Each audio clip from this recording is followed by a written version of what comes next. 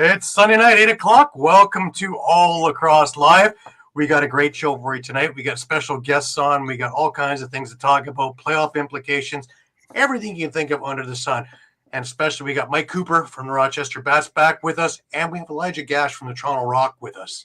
So stay tuned. This is going to be an awesome show. But before we get rolling, just a reminder, as always, that all of our shows are streamed live across Facebook, Twitter, YouTube, Twitch, also Instagram Live. Remember to hit the subscribe, follow, and like buttons. Always share with your friends, family, people you work with, anybody and everybody. Please enjoy our affiliates along the Streampunk Network, which include the Pat Bernard Show, soccer and football shows, CFL shows, Streampunk Cinema, Streampunk Combat, all kinds of things. If you missed a show, no worries. You can grab all the shows on YouTube at either Streampunk or at All Across All the Time. And, of course, you can catch retro games, interviews, our library of shows, all kinds of things there. More stuff coming all the time. Remember, you can stay up to date with all sports by visiting streampunkentertainment.com with great articles from our huge staff of contributors. Also, a reminder that this part of the show is brought to you by 60. 60 is Canada's newest and most exciting sports uniform and teamwear brand, delivering top-quality uniforms and teamwear that reflects the spirit and identity of each team. Their commitment to innovation and excellence sets them apart, ensuring that every customer experiences the perfect blend of style and functionality. Unleash your greatness with 60. Also, add Lax Talk 10 for a 10% discount on your order. How do you get to them?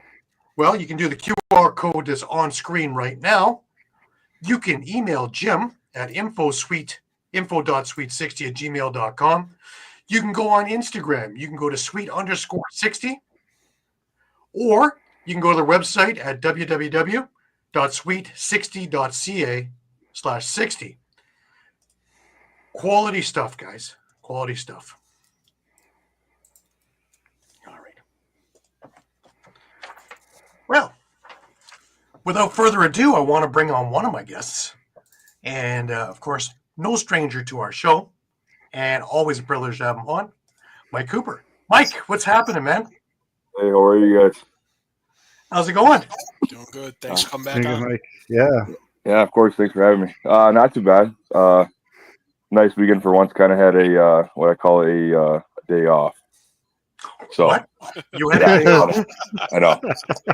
It's as many as me saying I had a day off, and yeah, it was a day full of cleaning the house, but it was good. It was nice to kind of get a little bit of a break, and by a day off I meant yesterday. Today I obviously was coaching for 3 or 4 hours, so yesterday was my day off.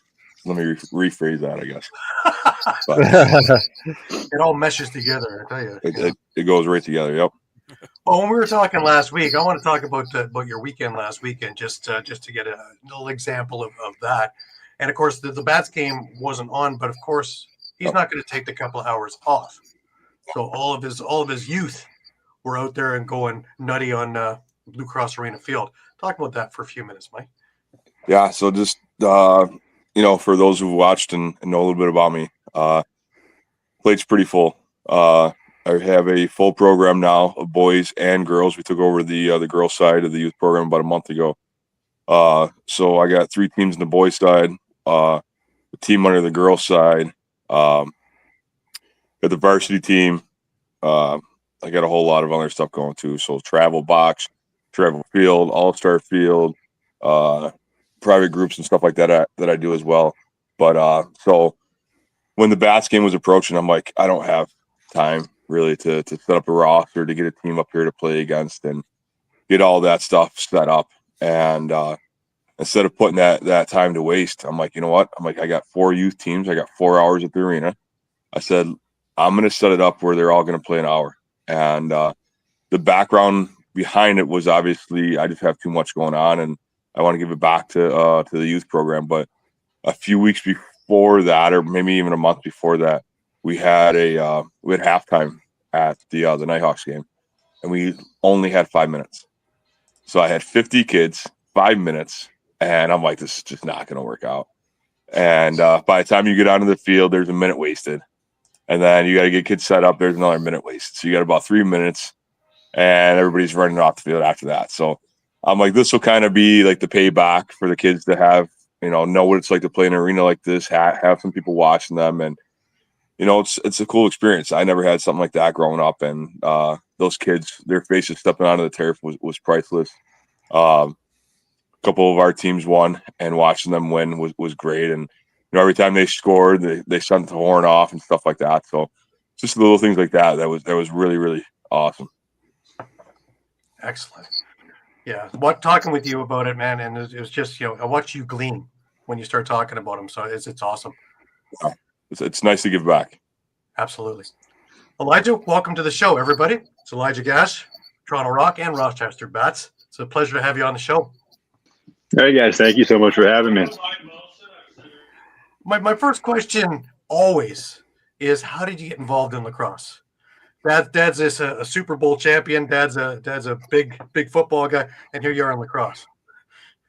Yeah, I mean, his big rule was every season I have to play a sport, and so he was like, you can try baseball at first. He didn't really know much about lacrosse at the time, and I was kind of bored with that. And I saw you could hit in lacrosse, so I was like, yeah, why not do this during the spring? You know what I mean? Stay in shape for football. And then I just kind of fell in love with it. Like I started around maybe fifth grade. And just kind of couldn't keep me off the field. Like I just kind of fell in love. Right. Now you're primarily a field guy, obviously out in the U.S. And high school, you really succeeded. Captain in junior, freshman, junior, and senior. Talk about where you started knowing that this is where you wanted to go. This is the direction. I mean, I kind of knew it pretty early. I would play football every single year of my high school career, and I more enjoyed watching my brother run around. He ended up going to Michigan, so I was like, I'll just kind of be with him and everything. But lacrosse, it was something that you can go out and to the field and just kind of shoot and mess around with the guys, So I was like, I kind of enjoy that a little bit more than the whole football thing. It just wasn't for me. So I knew really, really early that lacrosse was my ticket. Right. Now, of course, I have being that you're from Michigan, I have one of our Rock fans who, of course, had to chime in going, are you a Go State or a Go Blue guy? See, I got I got two brothers. The one just played at Michigan. He was running back, and then I actually have a brother right now who plays football for Michigan State. So it's a split house. I'm rooting for them both. I love that. That's a perfect answer too. Politics is your next step after that. That's wonderful. I'll know about that. Let's talk a bit about University of Albany. Long pole midi. Certainly ready for the box game at that point, right? But again, you started excelling in there and really took off with University of Albany. Oh, I mean, I was fortunate to play with a lot of great teammates. Like Jake Pacino, who is in the PLL, and obviously now playing really well with Rochester. Graydon Hogg as well, who's with in Rochester. So they kind of took care of me and showed me how to be better than I was. You know what I mean? So, I mean, it was a great opportunity to be around a bunch of Canadians who know the box game a lot. I didn't really grow up around it, obviously, being from the Midwest and Michigan. I honestly didn't pick up a short stick until my first year with Panther City. So I kind of started late with that whole thing, but I was so lucky with where I came from. Like all my coaches, Coach Marr, Coach Thompson, Coach Maloney, like they helped me a lot. Right. That's a testament to your athleticism, though, because a lot of Americans come up here and try and play box and don't succeed. They're great at field and have the room and have the blueprint and have everything else, but the tight end quarters, not so much. You've done really, really well. Your 4 games in Panther City, you did great. And then, of course, now here in Toronto, and of course, we'll talk about the bats thing as well. But you've excelled in every game. I see you getting better, stronger, more confident the more you do this. No, I appreciate that. I don't know if it's a testament to my athleticism or a testament to my coaches and teammates' patience with me, like teaching me everything. You know what I mean? Like I had the learning curve it was crazy, but I'm just thankful that I'm in the situation that I was in and got to play for guys like Coach TK last year with Panther City, and obviously now with Coach Sawyer. Like they're really, really patient, and I'm so thankful that they take their time with me. So I'm thankful for that. Right. Well, you were also lucky. You talked about TK, of course, but Steve Toll Speedy Stevie is probably one of the greatest transition guys ever, as well as Bruce Cod. Having these guys to get knowledge from and to bounce ideas off of. Talk about working for both of them. Oh man, it was it was interesting. It was fun. My first introduction, my first with camp last year with Panther City. Getting to meet those guys. Obviously, I'm very new. They're Canadian, so it was it was very interesting, very loud, but like they learn from the best guys. That when they played, you know what I mean. It was it's an opportunity that I'm thankful for every single day, and they traveled me every single week, whether I was playing or not. So I got to learn, and just kind of having the opportunity to talk to those guys, send them a text. If I see something on film, they're always super helpful with me. Right. Now that is actually you were able to take a situation that wasn't great because you got drafted originally from Georgia, and because of ineligibility and eligibility NCAA things, you weren't able to take it. And you're thinking maybe that's it. But here comes Panther City. And on top of things, because it's an organization like that, they're able to take you around and show you the ropes, which is, I don't know many people have had that opportunity to learn it and sit there firsthand and keep watching other than go to practice squads, maybe ALL and things like that. Yeah, no, I mean, I'm a strong believer in everything happens for a reason, So the way things worked out with my first draft with Georgia, unfortunately, I would have loved to play for them as well, but everything happens for a reason. I am so thankful that I got to be with those guys and that team and that organization for the year that I was. And it's a shame how it ended up, but I mean that's a team that's going to go down in history as one of the best. You know what I mean? The things that they were able to do in the short time that they were in the league, making playoffs and doing all that, having all that success. It was great. Right. You also had a chance to play with another really good Canadian in Josh Medeiros, and as part of the Brampton organization when he was still junior. So, don't own him as he's gone up. So it's great to see him excelling. But what a great guy to learn from and to be a teammate with. Yeah, no, I'm looking forward to seeing him this week too. We play Rochester on a Saturday, I believe. But yeah, all those guys, like I could name the entire roster: Brandon Goodwin, Mehdi, even on the offensive side, Phil Caputo. Like it's all the names on that roster. It's ridiculous, and the success that they're having now. It's just I knew that they were going to have it wherever they went when everything happened. Right. Now you get drafted by Toronto in the dispersal. And now you have a chance to come up here and you take a look and you see the Rock facility. Talk about your first time in there and just looking around. I remember when they first built it, and Jamie took us through for a tour and state of the art, everything. And it was like, wow, this is something. Why hasn't anybody come up with this idea before? Talk about being in there for the very first time. And here you are as a Toronto Rock. I mean, my eyes were wide the entire first, I think, 2 weeks. You know what I mean? Like, the locker room that they have a hot tub in there, cold tub, like two fields, a weight room. Like I was, especially the situation I'm coming from, not having played box, being able to get moved here, you know what I mean, and having that facility 10 minutes away, like it's a dream come true. And like I said, my eyes are wide still wide whenever I go in there, having that opportunity to go work with Coach Doss too. Like it's crazy, coming from Panther City, obviously being flown down every single weekend, whether we're home or away. Now I'm here. I have like a home facility. I have a locker, it's awesome. Right. You also forgot the one thing, which is really helpful to the team, is the chiropractor clinic at the very end, the medical clinic, which has done amazing work for everybody over the last couple of years since they've opened up as well. Oh yeah, I spend a lot of time in the clinic. Probably sick of me in there. But the season starts, and you're on the squad. You're a starter. Transition, and right away you start making a name for yourself because of your hustle and your physicality, and that stands out right away throughout the league. Talk about how getting more comfortable with the team and all the guys around there.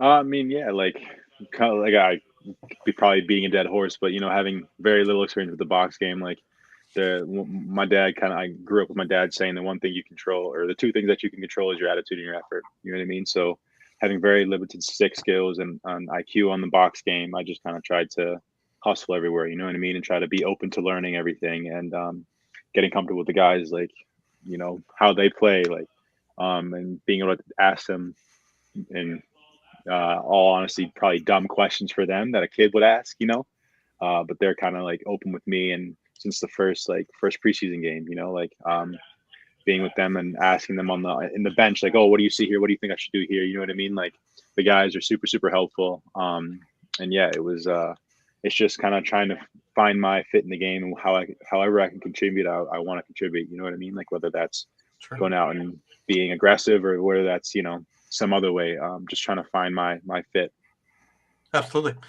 Now, how did you and Mike get involved and the Rochester Bats? Because, of course, before you came here, you worked with the Bats, and that was a great help to the box IQ as well.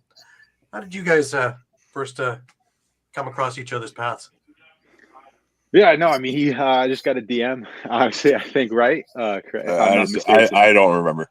I think I think somebody told me to link up with Gash, and I'm like, Gash, I'm trying to figure out. I'm like that brick house kid out of Panther City. They're like, yeah. They're like, he's up in Toronto or something like that. I'm like, all right. Sent him a text, and just from there, we were just right at it, and it worked out really, really well. Yeah, no, I'm so I'm so thankful that I did get that text. You know what I mean? Being able to go play in the Lax night with you guys, like, it was it was next. It was so much fun. Right. Now, Mike, refresh us all, because there was a special meaning behind this year's tournament and why you put such a strong team together to win this thing for Gigi Delorme. Yeah. Gigi was a little girl that had passed away in August here in Rochester. She's a good friend of my daughter's. Good. Their parents are just unbelievable people. Her and her twin brother, just unbelievable kids. She was a big lacrosse player. She was huge into gymnastics, but she also loved lacrosse. She did great at lacrosse. Her brother, I coached her brother for a while. Still coaching him now. He's doing really, really good. And I was always taught. I always played. Growing up, I played all over, but a lot of the meaning when I played was a lot on the reservations, and they always instilled in you that you always play for those who can't play anymore, whether they physically can't play or they're just not with us anymore. And as soon as I started building that roster for that tournament, and that's the first tournament that I wasn't going to play in, so I'm like, I need to find somebody that's going to match my physicality, and that's where kind of Gasher came in. But it was, we wanted to win it. We won it 2 years ago. We just lost out the year before to USA, and we shouldn't have lost that. We should have taken that one home too. But with the meeting with Gigi just passing away and stuff like that, I'm like, we're going full throttle with this roster. We're going full throttle for her. We had warm-up shirts made up with her name on it. I remember when we won the championship, Nate Grennan was yelling, "This is for Gigi, this is for 1-5," when we were taking our picture there with the trophy. So it was good. And you get a lot of people that play pro, and sometimes they just don't mesh. And you can add every single all-star in the NLL, but you put them on one roster, it just doesn't work. And the roster we had, just everybody clicked. Everybody had a great time. Everybody did their job on that field, and it was great. I mean, watching Gasher shut down a couple guys. I mean, he folded them.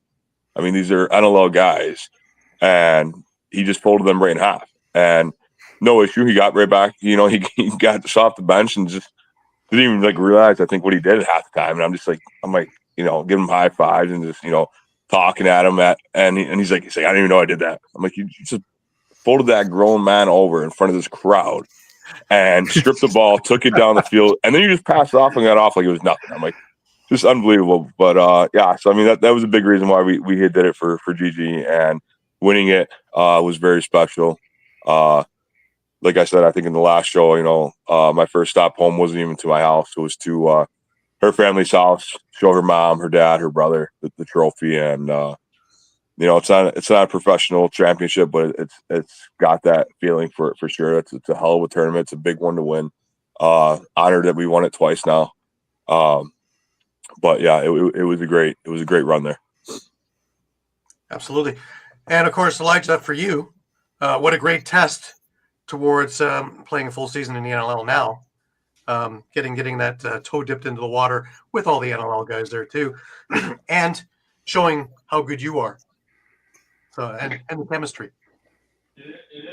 No, I appreciate. No, I can't appreciate that. Thank you enough for saying all that. You know what I mean? He was right. Like, I still have my jersey hung up in my room. You know what I mean? I see that. I see it behind you. Getting to play with guys like you mentioned, Nate Grennan, L. Rob, future teammate here in Toronto. Like, it does have that. Like, it's a different type of feeling. It was a different type of team, and I'm so thankful to be a part of that, and just learning from all the guys like Isaiah Davis Allen, like getting to learn from him. Like, it was, it definitely felt special. And that final was something else. That was a nail biter of a final. Yeah, I almost had a stroke, but we made it. Yeah, me too. I give it all the credit on the coaching staff. Was all on Eric Brony. Brony just locked everything down. Yeah, no, I can't. I agree. I agree for sure. Yeah, that was a hell of a tournament. And but again, I know he won't say this, but Gasher had an unbelievable tournament, and it's only based on one thing. It's because he had a Rice Krispie treat before every game. I'll get you a box of them for Rochester. Oh, yeah. The guy that's built out of marble, he sneaks away one Rice Krispie treat every once in a while. So, oh man, that's hey, don't put that on me. We're giving away a secret stuff. Cutting edge over here, I tell you. Well, Mike, you're right about chemistry, and to get that right balance, every now and again you get that magic, and that's exactly what you had for that Laxney tournament. Yeah, it was great. It's never too early to start planning for next year, but man, that's just that team was special for sure. I would take every one of those guys back anytime. Right. Especially he said Isaiah Davis Allen. That guy was just unbelievable. It's just completely unbelievable. Right. And a very comfortable arena too. Love it at Utica. And with you being in Albany, Elijah, very, very familiar place for you as well, right?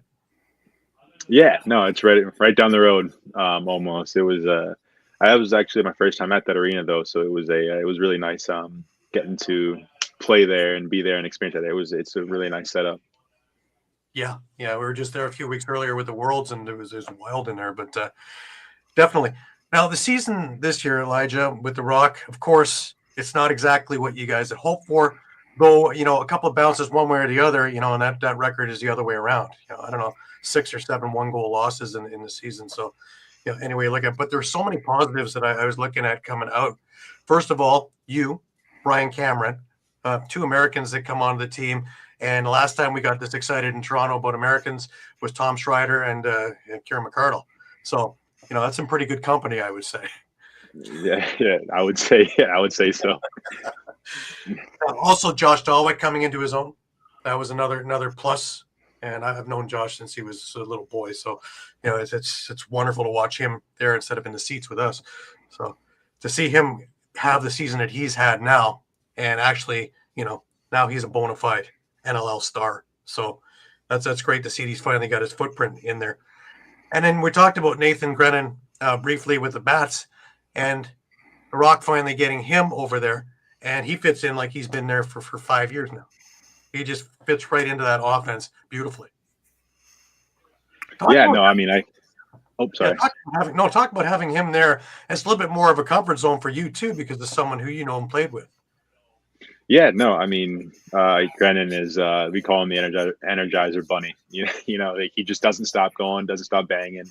Every time you look down on the floor when he's out there, he's getting into it with somebody, but he's also scoring 3 goals a game. You know what I mean?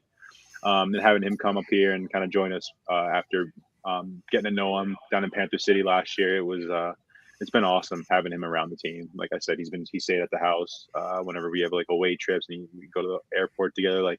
He's a glue guy. He's a locker room guy, and he can also get you. He's a superstar, I think, especially in that Laxney tournament. He was next level. I think he's one of the best players in the NL for sure. And team is starting to see that, and guys in the locker room that we know it because we see him. We battle him every day at practice. Every time we have practice, he's always 100 miles an hour, and that just makes everybody else around him better too.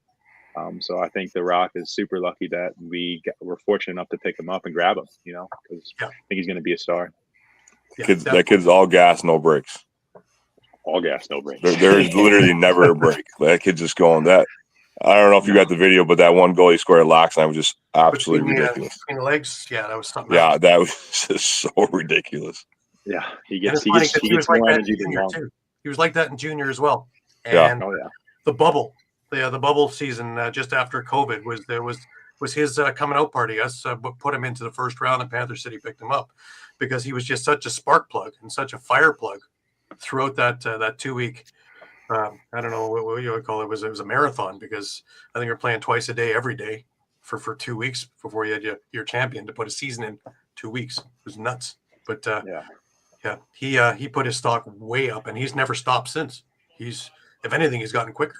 So yeah, I was surprised to see him released. I won't say too much about that stuff, but when I saw him get released, I'm like, "There's no way. What's going on here?" Yeah, no, and especially how personable he is. You know what I mean? Like he's with the fans. Like he is so charismatic. You know what I mean? Like he can connect with anybody. So I think he's a really, really good fit for any team that he's on. I'm lucky. We're lucky we have him. Right. Now you've been drafted with the PLL in the past. Has Nate talked you and Elijah to MSL yet? Maybe going to Coburg and jumping on with him. Yeah, I mean, with Victoria now, I'm going out there this summer, so I'm looking forward to that. But yeah, I mean, whatever. If I get to play with him anytime, I would love to do it. You know. Victoria's a good team as well, but I'd love to see an MSL this we can watch all summer too over in this area. Oh yeah, long career hopefully, so a lot of opportunities. Absolutely. Mike, we alluded to it just briefly about next year's Laxney and the Bats. What's in the thinking?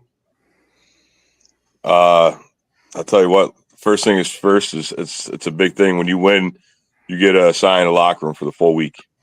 So we got our locker room all set, and then that's a pretty big thing. You know, you got all these guys that are taking their bags in and out for all these games in those few days, and it's a nice little advantage to have. So having that right there is key. But like I said, all the guys that were there last year, I want to have them all right back.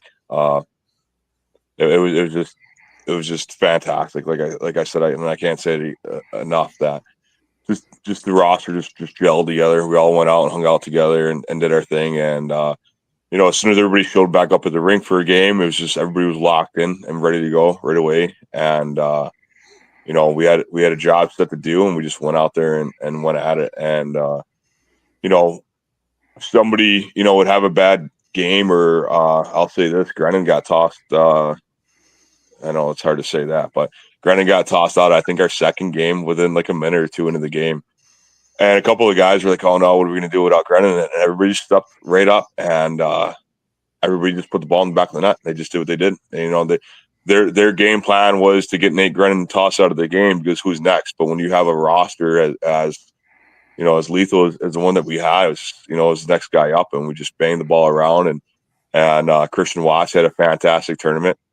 I know when we beat I think Club 24, JT was coaching, and Watsy put a couple in the net. And I go, man, I'm like, you just got yourself cut from Buffalo. I'm like, sorry, buddy, but he wasn't too happy after that game. Going through the handshake line. I'm like, it is what it is. But it's great. So those guys are all the first grab is back, and we'll run it back. I mean.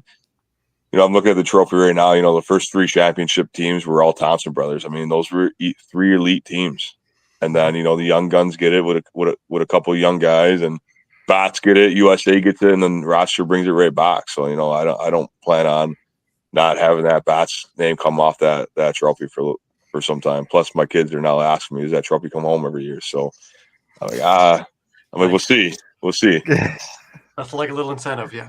Yeah. Yep. I'm going to throw you over to these guys and see what kind of questions they got for you. Mike, let's start with you. I'll ask Elijah, what part of your game you think is most improved this year now that you've kind of gotten into a regular playing role? Man, it's tough for me to answer. Honestly, I don't think that there's any one specific area that has gotten better. I'm not Man, it's hard. It's hard to kind of talk about that because I want to be perfect in every single way, and I'm not.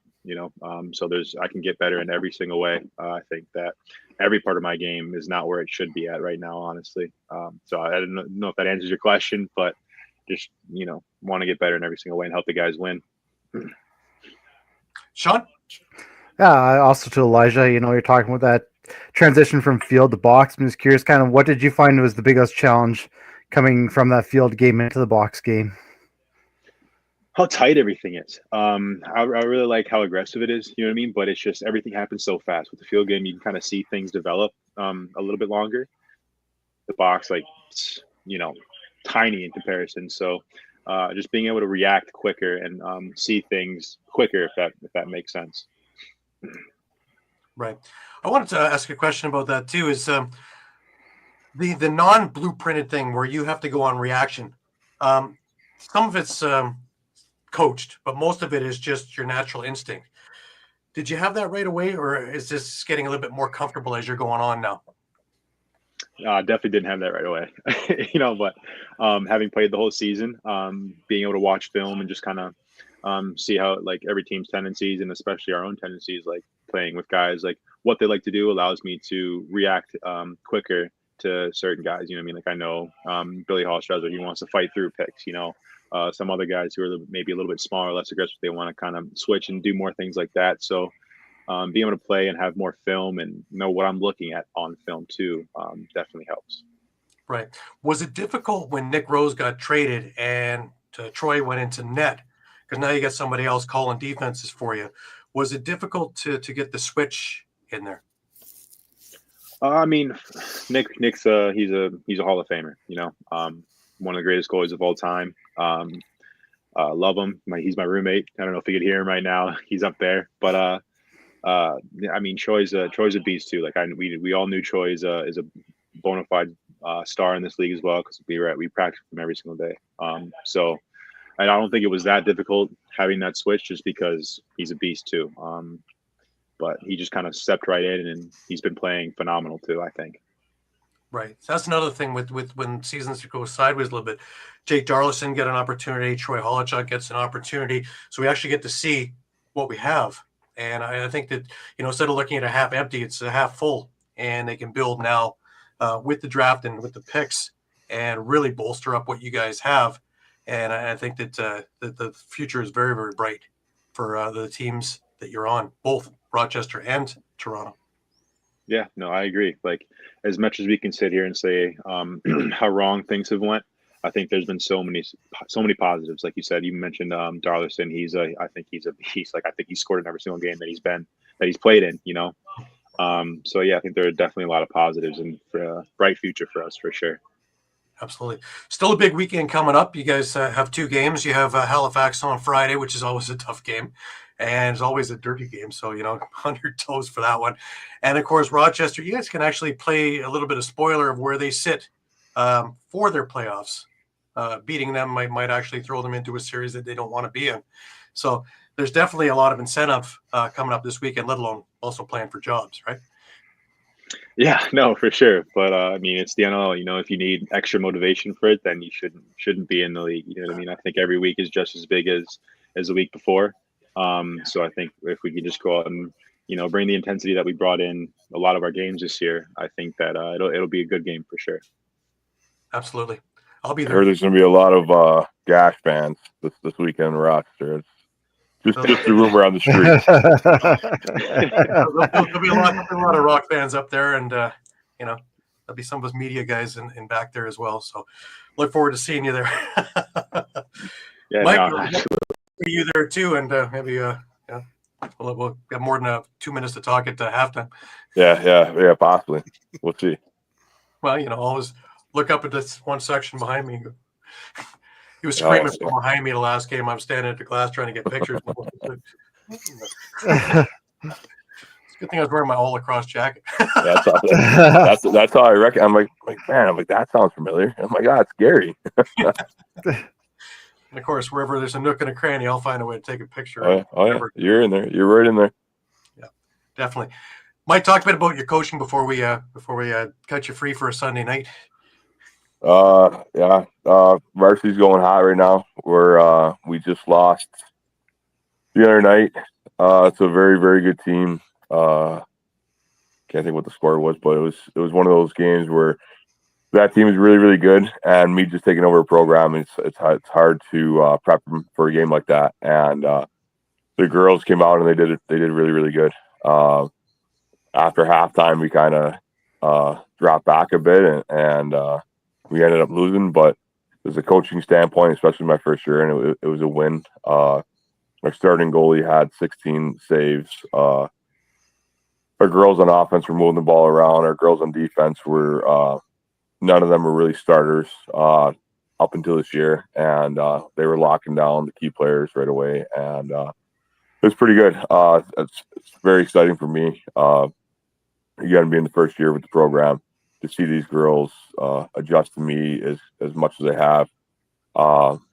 Practices have been great. Games have been even better. We got this week off coming up, so we got 5 more practices to get dialed in, and then get the weekend off, and we got a home game. Our first home game will be next Monday. Luckily, being up to Rochester, we haven't had any of our games canceled yet. But Thursday was just one of those games. It was all rain and sleet and hell, and it was just one of those games it was miserable, absolutely miserable, and but they hung in there, and they hung in there like champs. Nobody complained. They all had gloves on. They had their hand warmers going, and I'm excited for the future.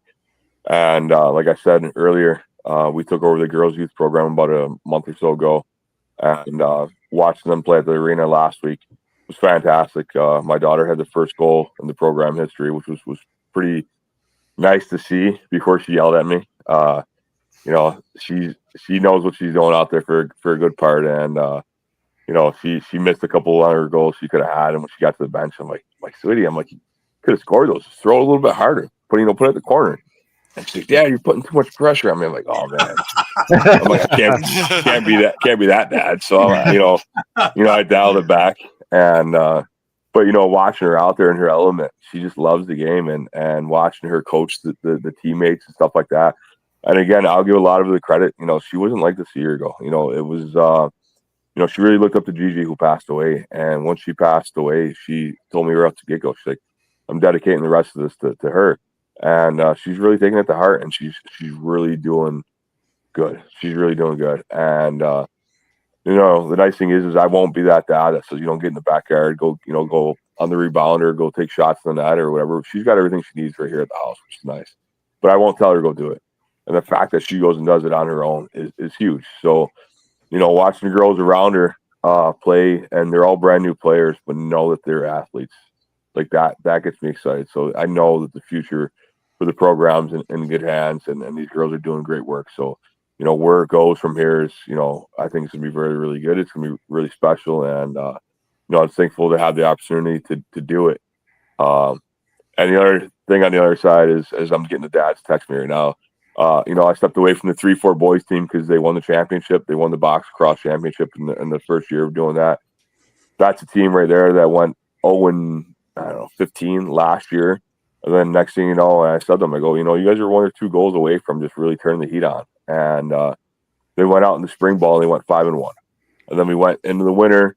They won a box championship. They've been playing a couple scrimmages before the spring season that starts up in a couple weeks. They beat both teams. So, it makes it easier for me to have good coaches alongside me, where I'm able now to fall back, take over the girls' side on the youth end, go help coach that team that's brand new, because every girl on that team is brand new besides, I think, my daughter, maybe 1 or 2 other girls. And know that they're in good hands. And those dads have stepped up. They've done a great job. They watched and listened to stuff I've done. They take their kids to all these NLL games. I'm sure they'll ask me this weekend to come meet Gash after the game. I get those text messages after every game of who can we meet, or who do you know on these teams that we can go meet downstairs. And they're locked in on that stuff. And again, when I was a kid at that age, we didn't have that stuff here. So to know these kids now have it and be thankful that I'm a big part of it to do it for them is pretty special to me. So I can't say enough about that. So right. Well, wish you all the best, Mike, as always. And anything Thank you you. need, of course, just reach out. We're more than happy to help you market And I it. still owe you that jersey. I got that jersey over here for you. Nice. So if you come up this weekend, I'll bring it out to you. I'll be there. I'll be there Saturday. I'll be in Mississauga watching these guys on Friday, and then I'll be traveling up on Saturday. Got to come back on Saturday night because Sunday morning we had to do a show, and then I'm on a plane with the Gales to Prague for the Rubeski tournament after that. So it's a busy weekend. So, Elijah, thanks, man. I really appreciate you taking the time. It's been an honor and a privilege to talk with you and just to talk about your journey so far, and looking forward to continuing to get you on as you move further along. Yeah, no, absolutely. Thank you so much for having me. It was great talking to you guys. And Mike, as always, I will see you on the weekend, and I'll message you when I'm in town. Yeah, sounds good. I appreciate you guys having me on again. All right. That's Mike Cooper and Elijah Gash. Great guys. Thanks very much, guys.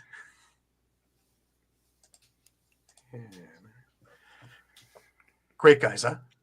Oh yeah, good stuff. Well, before we get into the NLL, I want to get to a couple of small things from the ALL. They announced their finalists for their awards.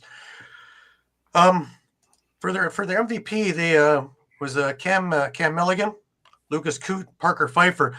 I honestly think they missed on this one. I think there's one more that should have been put on there, and that was Curtis Ward. I had a chat with his dad on Friday, and he brought me up, and I was looking at the numbers, and he's top 4 in points, assists, goals, shorthanded goals, a top scorer if you exclude power play goals.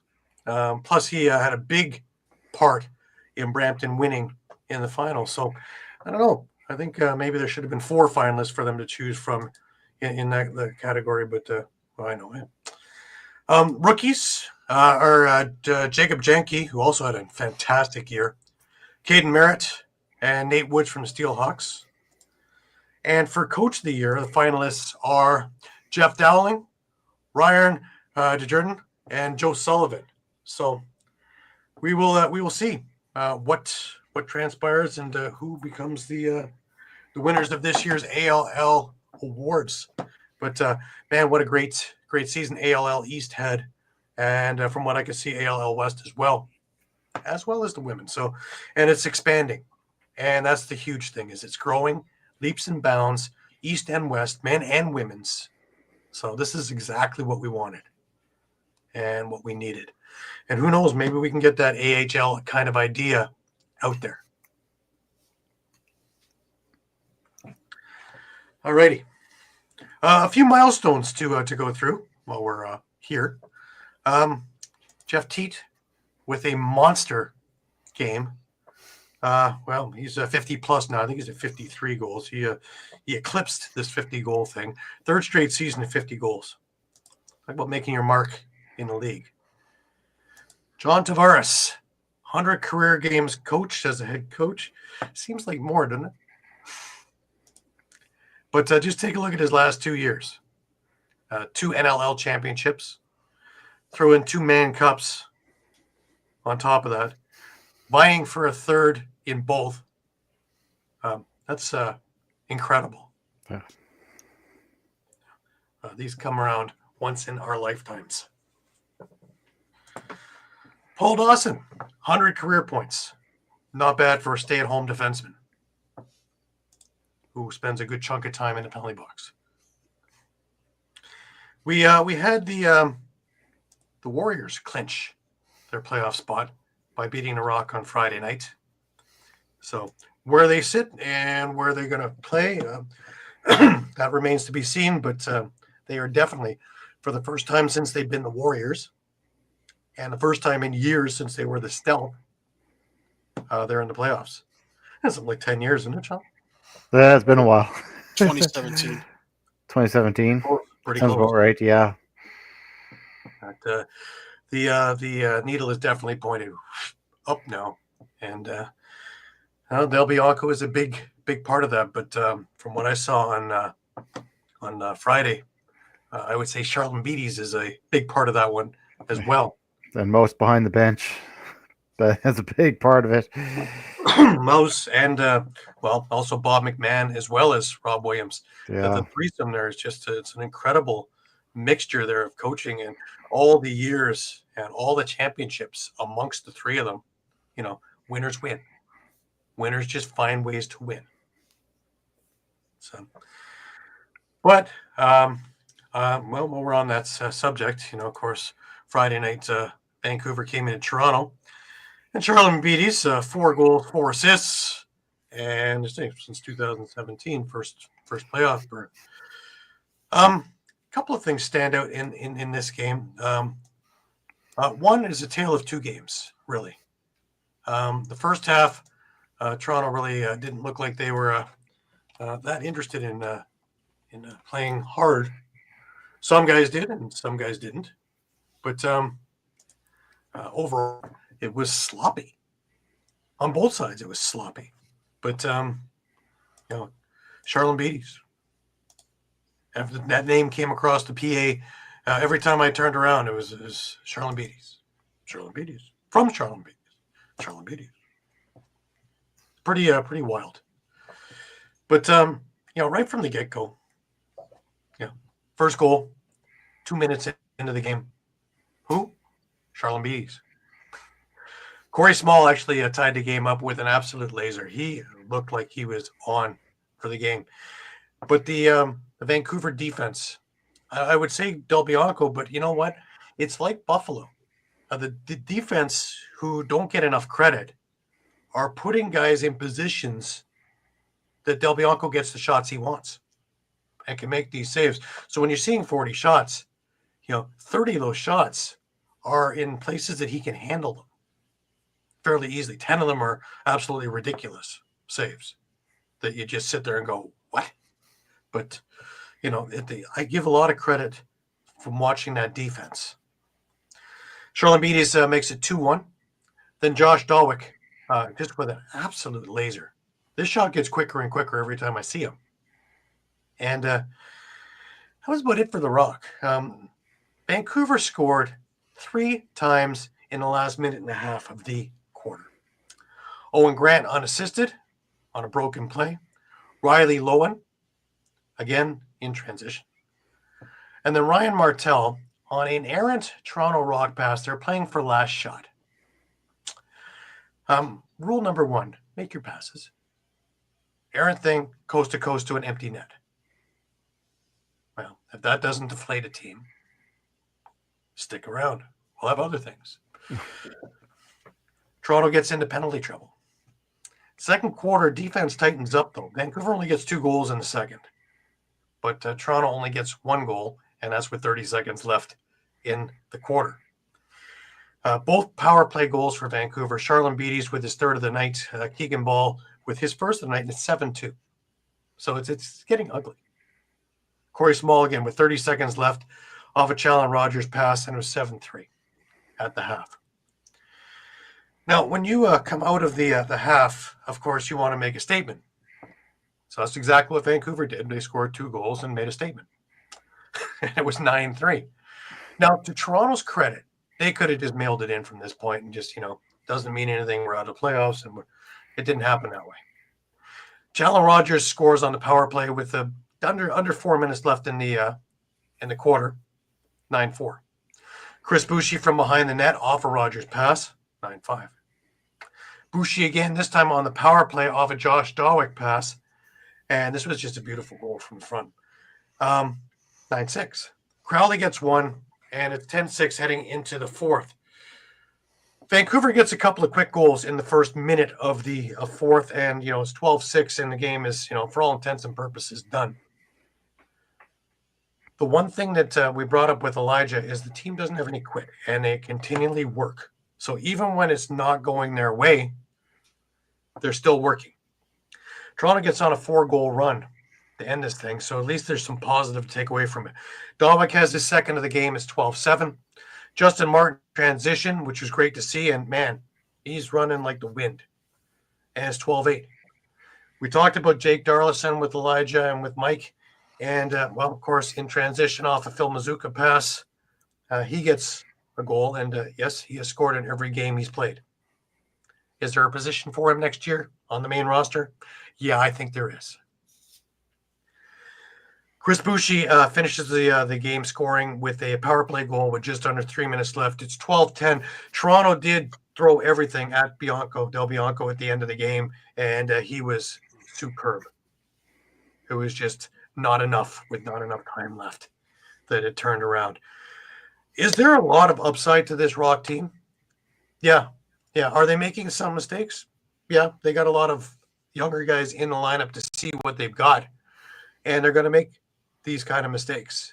But do it now when it doesn't really matter. Get these things out of the way, get the tape out, practice it, and you know what? With a couple of draft picks, I think this team is back on track. And of course, without 1,000 injuries, which I think they're just under the 1,000 mark now with injuries. Because again, Erlin and Schreiber weren't playing in this one, so you didn't have a face-off guy, and you didn't have your leading scorer and your heart and soul of the offense in the lineup yet again, which is at least half of the season for both, right? And it showed because face-offs 22-5 in favor of Vancouver. Penalty-wise, you know what? It was fairly even. Vancouver went 2 for 5. Toronto went 3 for 6 on the power play. And I really thought the refs were being nitpicky on some.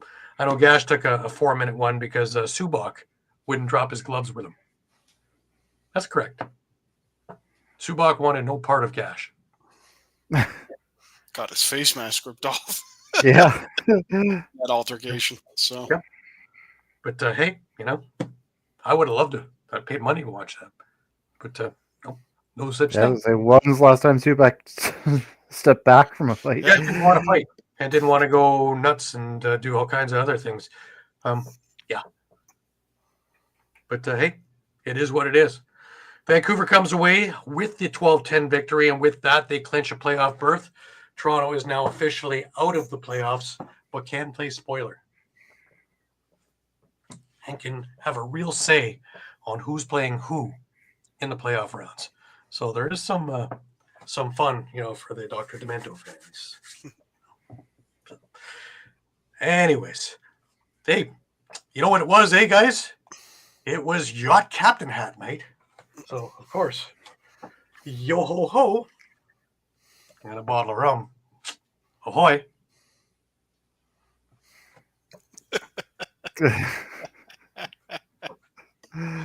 The week earlier in Rochester, they had hat night there, and that looks a little better. When you wear to work, I can't see myself wearing this during the day. Unless you got a ship, but well, maybe I gotta go buy a boat and I gotta live closer to the lake. But well, that hat deserves a proper caption here. There we go. Oh God, good for you. Anyways, let's move along, shall we? We're gonna have Pat Bernard with the Wings Nest on soon, but why don't we go on to the Ottawa Vegas game, and of course, Jeff Teat explodes for a career high 8 goals, and leads the NLL now with 53. Everything you always wanted in a leader, and then some. Now remember, the week earlier he was shut down by Rochester to 2 goals, 4 shots. If you're a betting guy, this is exactly what you knew was about to happen. When you plug up the drain and the water builds up, eventually, and that was the scoring. Yeah, most certainly. And he had a sock trick by halftime. So, obviously there were the thoughts of, hey, could he break that single game record or match it? Didn't quite get there. Matched the high for the year, and I'm going to mention it while Caden's not here, for goals in a game. Stir up those memories just yet. He finishes with 8 goals and an assist. It includes like you said, his 50th of the season and the 200th of his career. So, Connor Kiernan had 2 goals, 2 assists. Riley O'Connor, goal and 4 assists. Taggart Clark, goal and 2 assists. Travis Longboat had 4 assists on the night. And Zach Higgins, 41 saves.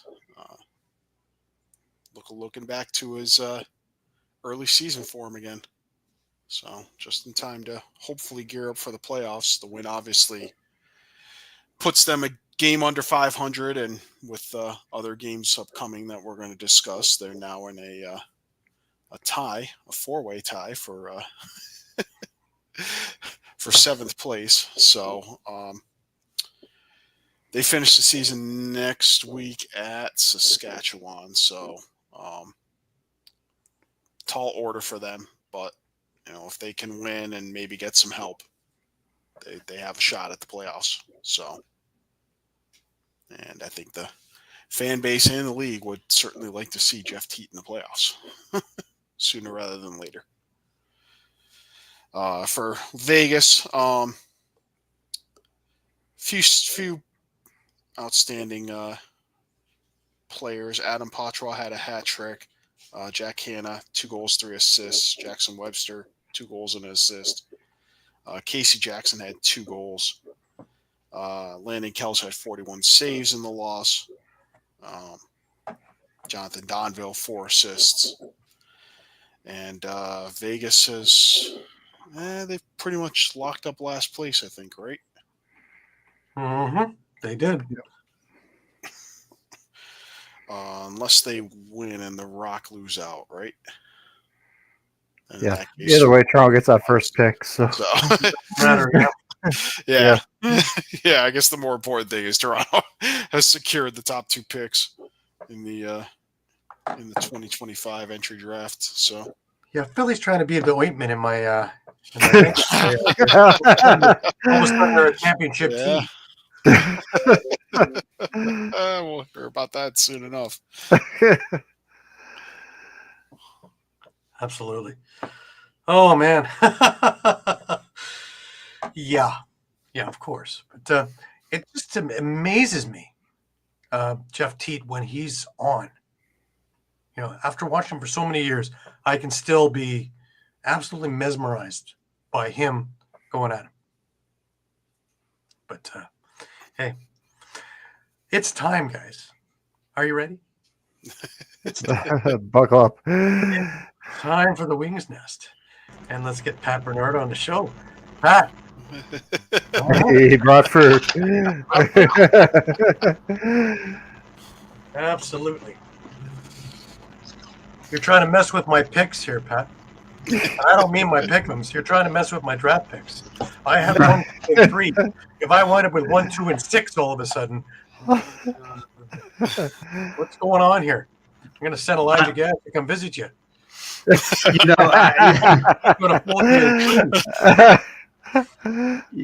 Gary, I don't know what's more confusing right now.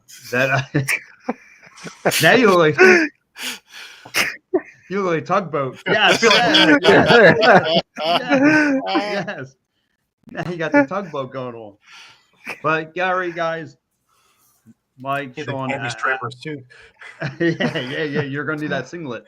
But what gets me is this game. I think more Wings fans are confused. The ones I've gotten on the elevators with, the ones I've been chatting it up with, and they're all confused, and they're asking the same question. Everyone, the entire building's been asking, where was this Wings team for 8 straight weeks? They put on a clinic, especially in that first half. They were scoring. And on both sides of the ball, were really, really fun to watch. I mean, their defensive zone, I'm going to start there. It's an inside-out game. They kept Georgia from shooting on the outside. Georgia on the defensive side let their down low wide open. Guys like Brandon O'Neill could smell blood in the water. He was scoring. Mitch Jones was scoring, making backward passes. Guys were just this Wings team was lighting them up for a good 3/4 of this game. So I kudos to this team and the way that they played. Again, defense, and really where it all starts. And Mike, you said this when I first started on the show here. the key is the face-off. Nicholas Roswell just played outstanding from the face-off circle for the Philadelphia Wings. They were, really, really good. Fourth quarter of this game's where things got sloppy. That guy Jordan McIntosh, he could play lacrosse a little bit. 5 goals. He was just a monster in that game. But other than that, I mean, the Philadelphia Wings again took their foot off the gas pedal and almost made this into a real-time thing. Jordan McIntosh, the team captain. Yeah, I would say he can play a little bit of lacrosse. Yeah. Every now and again. Yeah. But, Mike, questions to you on this one. I can't figure out Georgia. Can you? No. I sat there in the press watching you guys. They on paper on paper they got guys who could play. They got Andrew Chu. They got Lyle Thomas. They got Jordan McIntosh, and yet up and down, MIA. 1 minute they're here, next minute they're back from a milk carton somewhere. I don't get this team. I don't get them at all. Apparently now Philadelphia Wings now own real estate in their heads. I thought for sure this, last week was going to be a fluke that they were to come and mop the floor in Philadelphia, and no. If anything, this is a momentum builder for Philly. The Wings got their wings back, and they start flying high, and now. If Georgia doesn't figure out this weekend, it's not going to look pretty.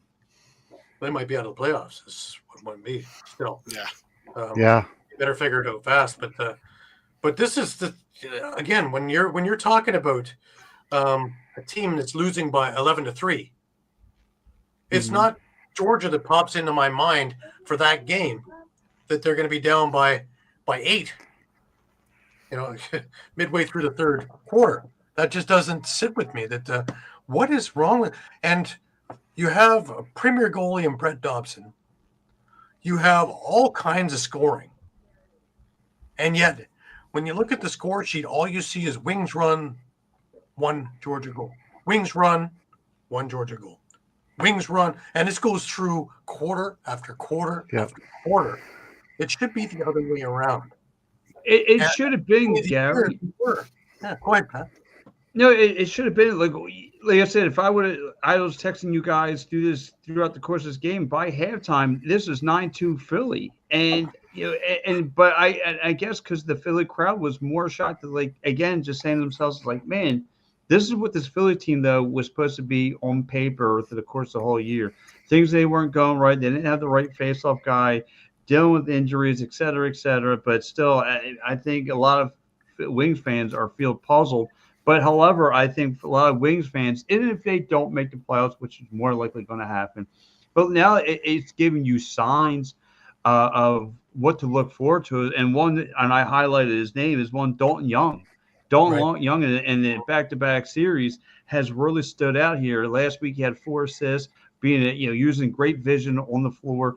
Last night rather, he had 2 goals, 3 assists. I mean, he had vision. He could score. He could do it all on the offensive end of the ball. And this is why it showed you Paul Day is like, listen, I can move on from Tony. I got plenty bullets in the gun. So, and he does. He's got plenty of guys who can score. And those guys may be young, but at least now I feel like I have something to look forward to towards come next season. Well, question for you, Pat. The fourth quarter. I feel good. What happened in the fourth quarter? Because of those 9 goals that they gave up, 6 of them were transition goals. What happened to the defense? Now this is where things are not cool. It's funny because it looked like in the first half that even in transition goals, the Philadelphia Wings were making stops. They would come out immediately, get set in place, and I think there was something was said through that Georgia's bench because the way they played defense was different. They put Philadelphia in a lot of 2-on-1 situations and played physical. I mean, they were checking and hitting the Philadelphia Wings. If you want to say, if Wings fans will tell you they were due for some calls, which, hey, whatever.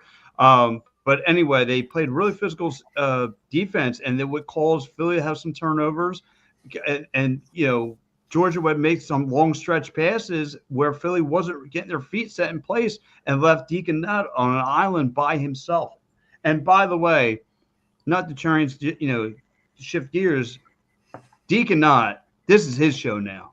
Yeah. And no disrespect to Nick Demuth, but this is his show. I mean, from practice to fourth quarter, the end of fourth quarter, this guy was in game mode. I mean, I'm pretty sure I got the clip. I sent it out on Instagram. It hit pretty high. I mean, this guy was lock, stock, and barrel. He was in his zone. He's in his game. This is going to be his team from now on out. He's young. He gets it. He moves quick. I've seen the way he trains. He likes to have fun with the kids. I mean, I just see that he's rapid speed. He's like an octopus between the pipes. He doesn't let much go by him. So he played a really good game. Very low key guy. Too. No.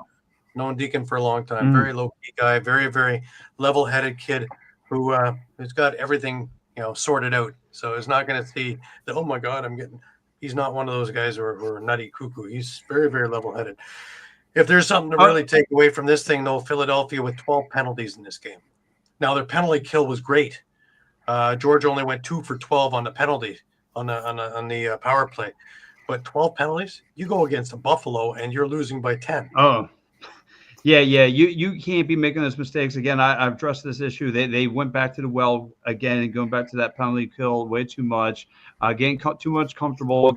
And listen, kudos to that Georgia team for getting inside of Philadelphia's mind here, because I've seen a lot of fights where Philly they baited Philly to draw some dumb penalties, which Philly did. Pulling sticks again. I saw a lot of stick pulling calls. Plays on Philly. They went to the box on that. So again, Philly didn't really do a great job on the penalties. Like you said, you're lucky this ain't Saskatchewan. You're lucky this ain't Buffalo. You're lucky this ain't a top tier team, because they would make you pay the piper on that, and you can't be doing that. So you're lucky in that. But yeah, that's something that they're going to have to desperately work on the next year, is to be fundamentally, staying away from the penalty box. Right.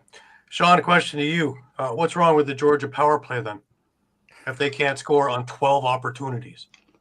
Yeah, and that's a great question, isn't it? Because it goes back to exactly what we said before. Like, you look at all that firepower that Georgia has, and I just particularly just look at the Thompson brothers, Lyle and Miles. If you're holding them to 4 points, in general, we're not even talking about power play. That's an issue, and I really wish I had an answer for that, because there's really should be no reason for it. And the same as like Pat said on the other side. I mean, if you're looking at a team like Buffalo or a Saskatchewan, or even a Halifax, 12 power plays, a top tier team is going to eat you alive if you give them opportunities like that. Oh God, yeah. That's why I wonder, with all the firepower that Georgia has, they had 2 power play goals, and one of them came at the very end of the fourth. Doesn't make any sense to me. There are something's not right in there, because this isn't the 4-0 team that we were looking at the beginning of the year.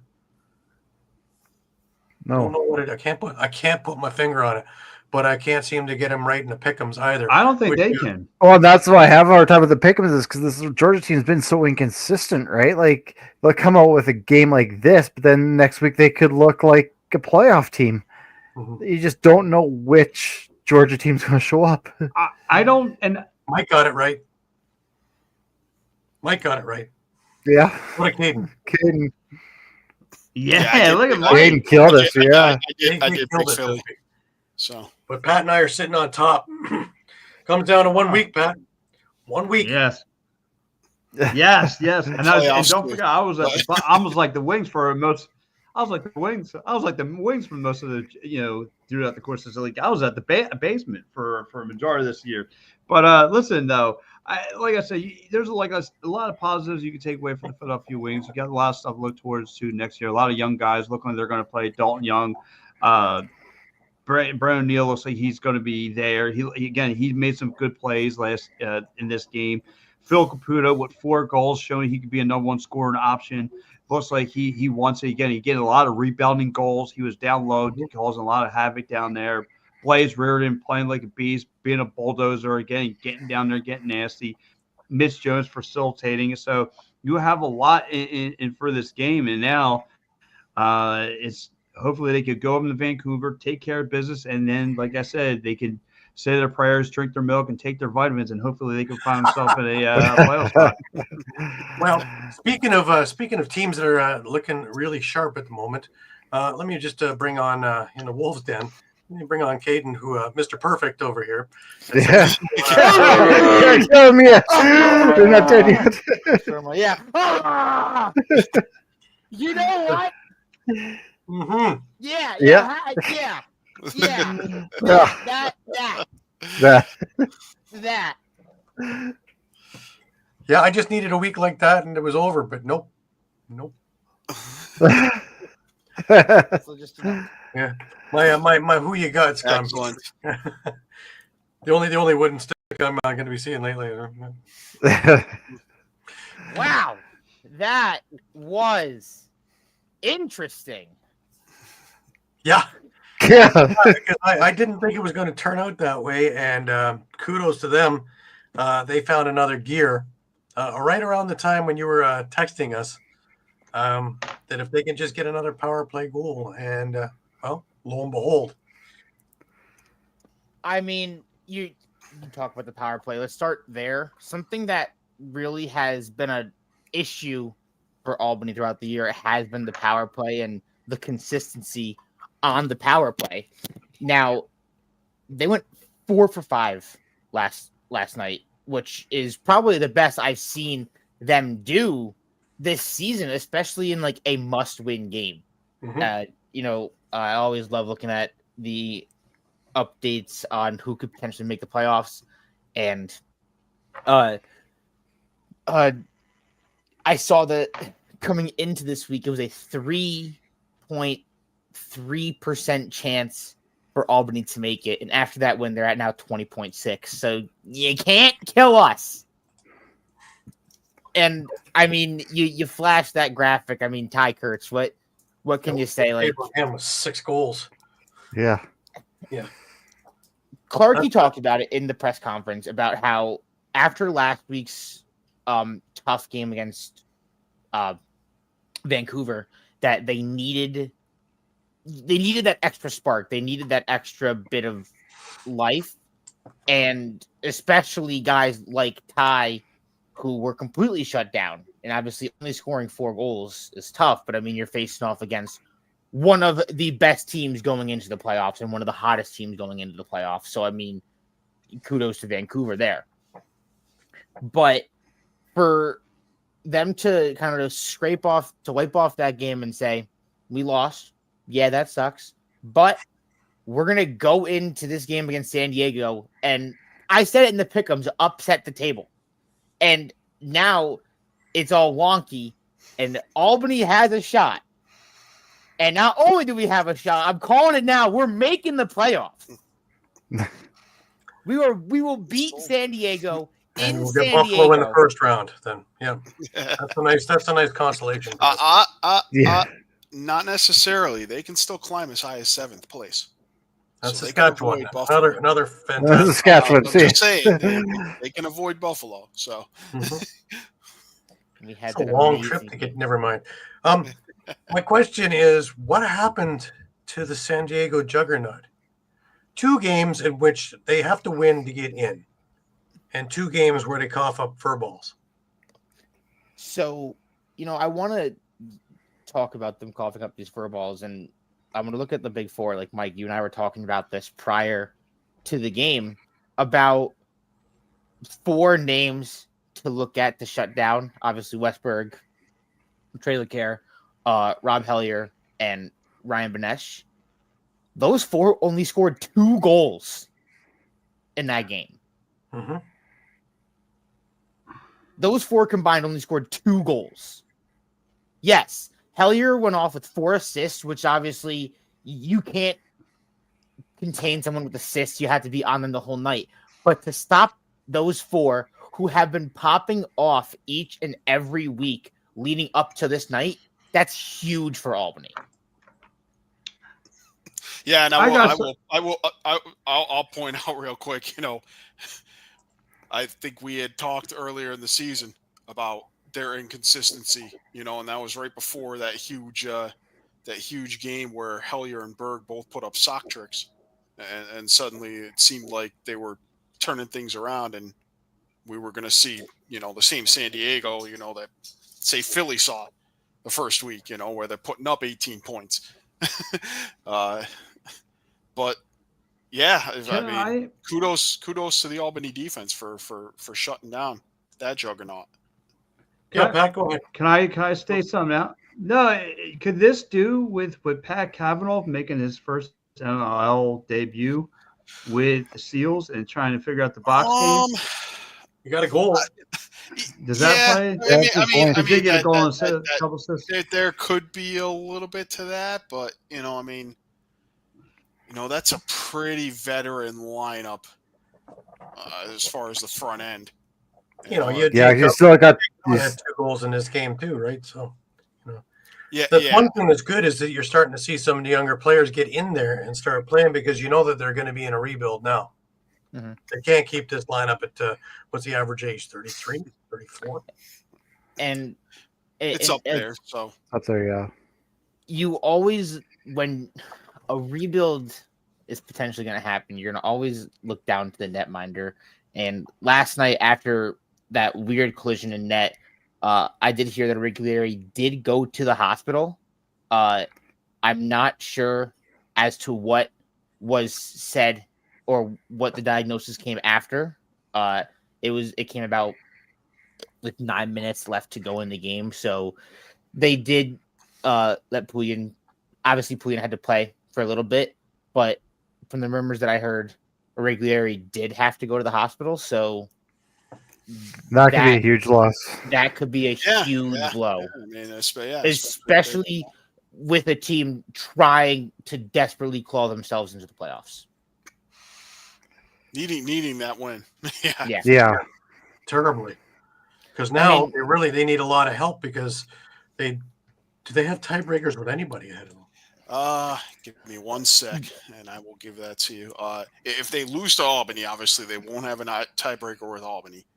But then they have the tiebreaker over Colorado. They have a tiebreaker over Calgary, but Calgary can kind of get out of that, seeing as they have their doubleheader this weekend, and the first one's against Vegas. So if we want to just call that a win, we're going to say they're already 9-8. When I watched today, I could call a second one a win because Colorado didn't look very good either.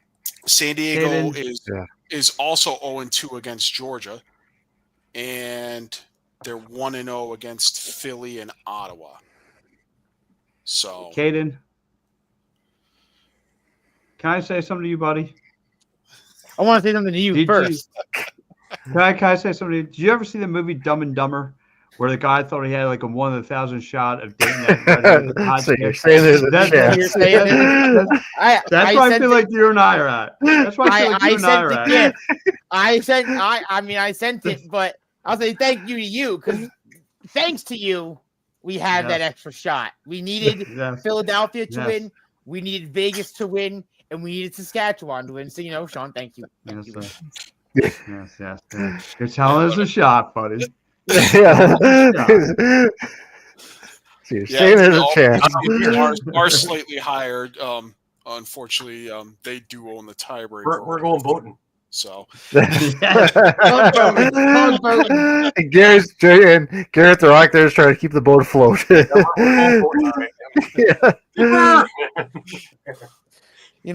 And 3-hour tour. There was a point in the game that for at least scared me, and I did ask Coach about it.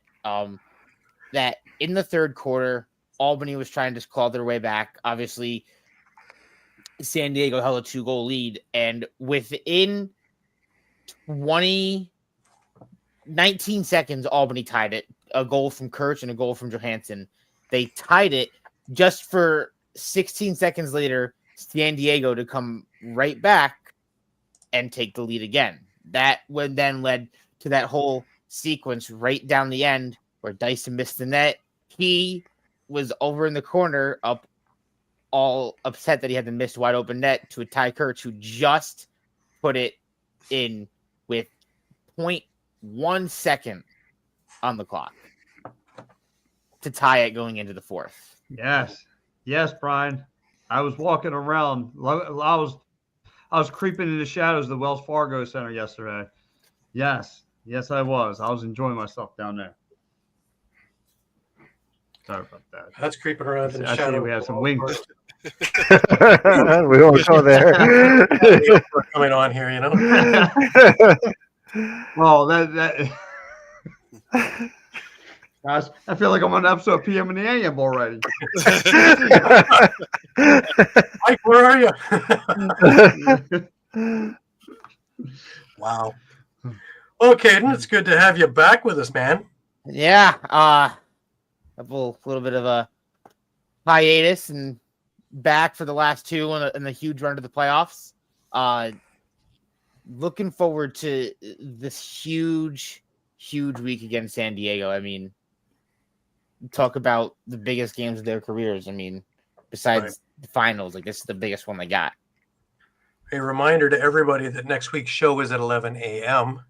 I have to catch a flight to Prague in the evening, so 11 a.m. And as soon as it's over, I head to the airport. So I may have my jacket on already. That's nothing new. I've had it coming off a plane, so I was looking. As long as you have that cap hat on. Yeah. Well, you know it. You know what? 40,000 feet. Yeah, I might have a really good seat. Look at that. If you're hoping I'm driving us over to Prague, oh boy, the bar car better be open and free. Who's driving? What? And I keep looking for fifth gear. Another thing that I wanted to mention is Dougie. I mean, he was shaky, and he even admitted it. There was some stuff that he wanted to get back. There was obviously some weird bounces that went in. But when it came down to it, he locked in. I mean, that huge fourth quarter save won them the game. Yeah, absolutely. Yeah. Shout out, Dougie. Absolutely. Shout out, Dougie. Hey, he was big down the stretch too. So Huge. I mean, he made countless amazing saves to keep us in it. And this win also puts Clarkey in 11th all time in wins in the NLL. Yeah, that's fairly impressive as well. But, I mean, it's he didn't even realize it. I mean, obviously they're never really looking at it, but it's great to see him doing this and having the success with a team that he's said that he wants to bring a championship to. And obviously, you're always trying to win a championship, but for him to see this success in such a short time in Albany is really great. absolutely. Well, guys, that's been a slice. We have Bandits in Saskatchewan to attain to 1-2 now, officially 1-2, but they're the only ones who have to sit back and go, well, you know. But it's going to be interesting. The everybody is still in it, with the exception of Toronto and Vegas, and with the right bounce, Still, yeah. Yeah. I mean, you couldn't ask for anything better. I mean, Look what happened last year, right? Yeah. Yep. it came down to the last minute of the last game, and well, it's going to do the same thing this year, I think. That's Rochester, and not only that. I mean, let's face it. 2 years ago, Georgia almost coming back. Well, that's the thing. Like what Caden said with the chances. Remember, Rochester had pretty much the same chances last year, if I remember correctly. It was slim, and they did it. They did it. And the year, whatever, with Georgia, they started 0-7, and Yeah, almost that was the it year came before down to the last The year game. before, yeah. So, Anything's possible. It's the beauty of this, It's especially with non-division. And that was in divisions. So I'm it's just even, I'll just put it out there. If Buffalo, I understand they're going to have home field advantage, but They haven't played well at home. They might have to play a suddenly rejuvenated Wings team or a red hot Albany team. and Buffalo Albany It's not just going to beat be a them. walk in the park. Yeah, and Buffalo hasn't played well at home. They really haven't, actually. didn't play well, period, in the second half. And they're 6-4 now, but 2 weeks ago they were 4-4, and it really didn't look too spectacular. And I mean, Albany had that huge win against them, which if Albany is going to be facing Buffalo in that playoff matchup, that is a much more, I guess, a bigger boost of momentum towards Albany, saying that we just beat them more recently. Like, yeah, they beat us in the finals, but we just beat them more recently in probably one of the best games of the year. Plus, the first round is a one and done. So anybody playing well on that night can still make history. Whereas later in the playoffs, it's best 2 out of 3. It's more favoring Buffalo, Saskatchewan, whatever. But whenever it's a one and done, anything can happen. Let's not forget Buffalo had a home first round game against Georgia, and it went to overtime. And it wasn't just Buffalo won the faceoff and scored and never gave Georgia a chance. Georgia had their chances. So there are still chances, though, Brian. Not much doesn't matter right now. We're hanging by a pinky, but 1 week, we're hanging by a pinky, buddy. But we can climb this mountain. We are hanging by a pinky. All you do is win their game and then hope for the best, right? So all you can do is do what you can control. The last I saw, the Wings have a 1.6% chance to make the playoffs, which is 1.5% they did last week. Yep, exactly. But hey, listen, look, if the Wings somehow sneak in there by a miracle and grace and all that stuff, I would still say, because I expect they're going to have an early exit, but still making it on the way how the season went for that team, for the way that the Wings went, as far as kind of went down a dark tunnel and climb out of this hole, I would say that's an accomplishment within itself. I mean, I would be okay with it just getting to the playoffs. They would make my expectations of just getting there. I'm cheering for Philadelphia to make the playoffs just because I know. Yes, he was number 3. Streaking down the streets of Philadelphia. Yes, come down Broad Street. Yeah, right down Broad Street. And with Philadelphia's finest chasing right after him. It's going to be an exciting thing. I can't wait to actually see the NBC News. Runs right by City Hall. He's going to do it actually at a quicker clip than Rocky Balboa did. Yes. Hey, listen. Right by Wanamaker's or whatever they call it. Listen. If it happens, if I gotta go streaking, whatever, it's gonna happen. It's gonna happen. Listen, you're gonna get scarred for like a half hour. Nothing to see much to see there. You know what I mean? But it's gonna be a good time. It's gonna be all worth it. Yes. Yeah. Yeah. I mean, what happens when you take comments out of context? Yeah. the big key for the Wings, just for stay out of the damn penalty box. For Brian, who's asking, they want to get into a tie with. They want to have Georgia and Calgary in that tie at 8 and 10 with them, and they want to not have Albany in that tie. Right. So that would require Albany to lose to San Diego so that they finish 7 and 11. But I mean, those are the big ones. Colorado, they don't hold a tiebreaker over. San Diego, they obviously don't hold a tiebreaker over. So they need to get enough teams in that tiebreaker where those 3 wins against Georgia and Calgary, count the most. Mm-hmm. Well, you gotta hope, just like I said, I hope that a lot of these guys are not going to have have stars resting and all that stuff, healthy scratches if you want to go to hockey terms. I just got to hope that the other teams can do us a favor, get us in there, whatever. But we'll see. We'll see. Yeah, I can guarantee with Vancouver, they're not going to be resting. Yeah, they're not resting. No. They want to go in full tilt. Because they can jump to the 3 seed and they can guarantee themselves a home playoff. Halifax has not done that. So and Wings beat them already on Martin Luther King Day. We could do it again. Let's go. Let's go. I mean, if you're Vancouver, I'm thinking the last team you want to face is Rochester in the first round, even if you're home.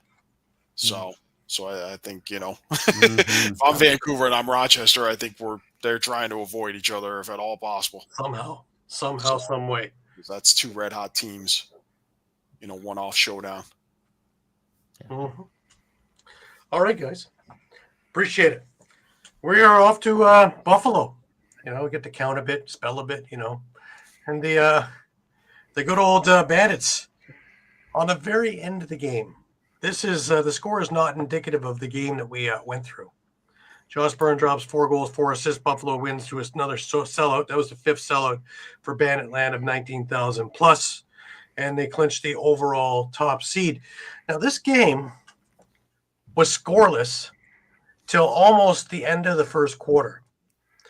Then some undisciplined penalties from Halifax, which they're prone to do. Not 1, but 2 on the same play. And all of a sudden, Ian McKay scores a power play goal. Josh Byrne scores a power play goal. It's 2-0 Buffalo. And you're thinking, okay, well, now they're getting there. The passing wasn't good. Buffalo didn't look very good to start with. What they're known for really wasn't working. And they just weren't totally on the same page. But, Mike Robinson gets 1 back, and it's 2-1 after 1. Byrne and Clay Scanlon score, and it's 4-1 for Buffalo. And here you think, okay, this is where the Bandits are going to take off. Here's that run we always think about. Clark Peterson with a pair of goals, both beauties, and Dawson Theed with his first of the night. And it's tied 4-4. Cal Buchanan had a monster night himself. Gets 1 from in front off a Dane Smith pass, who, by the way, had, I think, 10 assists in this game. Unbelievable. It just never stops with him, man. But anyways, Buchanan gets it. Buffalo's got the lead. Randy Stotts comes back. It's tied. Byrne scores. Randy Stotts comes back again, and we're tied going to half. 6-6. Who had this on their bingo card? I know nobody in Banditland did, and I think people were wondering what. No. Of course, out of the dressing room.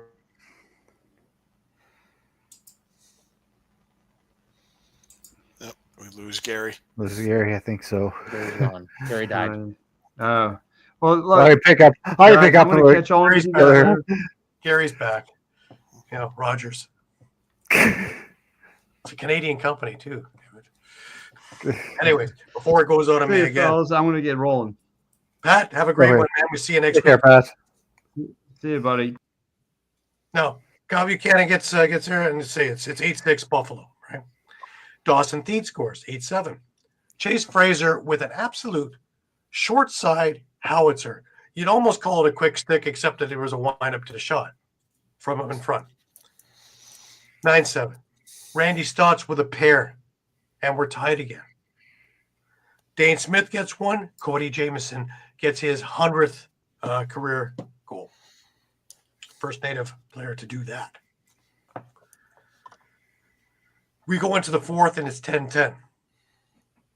Clark Peterson on the power play gives Halifax the lead. Who put this on their bingo card? All of a sudden, here comes Buffalo, and the transition game was working big for Buffalo. I think they had 6 transition goals in this game. Priolo dives across the crease off a Ron John pass. It's 11-11. Cal Buchanan converts a Dane Smith pass, 12-11. Cody Jamieson with another. We're 12-12. We're down to about 6 minutes left in the game, and we're 12-12. Hell of a game. Punch, counterpunch. Punch, counterpunch. Very clean game, too. Nobody's spelling not a whole lot of anything there. Ian McKay, he scores. Cal Buchanan gets yet another one. And then Cam Wires on the breakaway and with a beautiful goal. And it's 15-12 for the Bandits. And that's how this thing ended. Buffalo winds up with a win. With 6 minutes to go, it was still tied. Something that I want to mention is the start of Drew Hutchinson. Is that last week, obviously, Halifax had the rough start with Warren Hill at the start, letting in, I think it was 5 goals on 8 shots, I think it was, to then put into Hutch. And Hutch played very well up until the end, obviously, securing the win. But for him to start outright, I feel like for Halifax, it's kind of saying that it might be time. I think they're starting to say it's finally Drew Hutchinson's net to lose. He played great last night. He really did. This loss was not his fault. Yeah. He played really, really well. I mean, but he did. On the other hand, Matt Vince made 51 saves in this game. Mm-hmm. He was peppered with shots. And Matt Vince, again, was doing Matt Vince kind of things. But Withers, 22 out of 31 at the faceoffs dot. Anybody want to talk about how good a faceoff man he is still? Oh, yeah. Yeah. But I mentioned doubt. power plays. Halifax went 2 for 3. Buffalo went 2 for 2. So that one play where Halifax got 2 penalties and it cost them 2 goals, that was it. There it is. They weren't in the box the rest of the night. Yep. No spelling box for you. No. A lot of illiterate people today didn't get to practice yesterday. They at least count. They did a lot of counting, though. A lot of the counting. Okay. Got to count up to 15, right? So take off a shoe. So fingers and toes, yeah. Yeah, and take up one shoe. Some At took least up 2. I can at least count to 10. What's funny is if you can count, never mind. How many beers you have? Well, I counted to 12. Right on. But yeah, what a game. Yeah. What a game. Yeah. But it just, I was much more comfortable with this Bandits team rolling back about 4 weeks ago. The Bandits team that I've watched in the second half, number one, up until 2 weeks ago, they were 4-4 in the second half. But even now, with a couple more victories, they still aren't coming easy. They are working like anything to try and get it, which sometimes means character building. Because if they've got to go and earn it, then they don't have to put it into another gear in playoff time. So it might work to their advantage. That, they say, the best workout you get is when you're not feeling it at the gym and you get through it. Well, when you're not feeling it on the floor there and you still find a way to win, winners win. Yeah.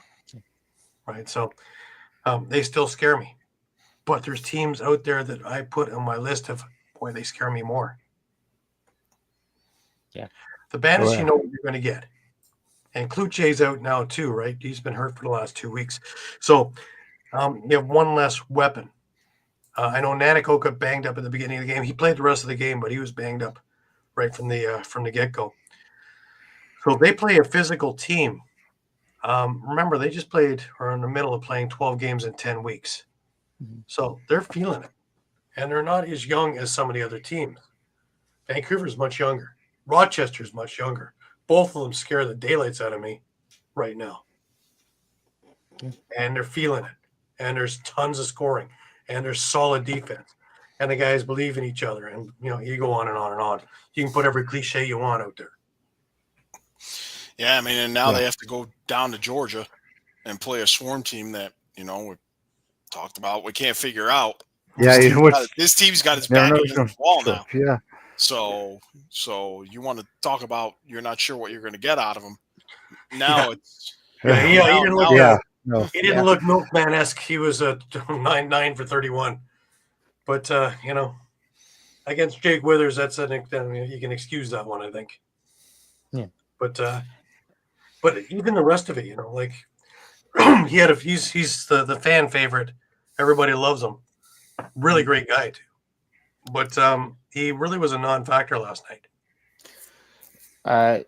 You mentioned him being a great guy. I actually got the chance to meet him before the Albany Buffalo game. He, weirdly enough, played lacrosse and football with my cousin back at East HM. So it's a really, really small world, which is really cool to know. So just kind of getting the first chance to meet him was really, really awesome. But you guys are speaking at best. 9 for 31 is not good. No. And especially, after that win last week against Colorado, you think that they would have a bit more oomph going in, saying like, we want to continue to rise up the standings. We want to make sure we separate ourselves from the pack. And like, yes, they're doing so, but they're not doing it as convincingly as they want, as you know they want to do.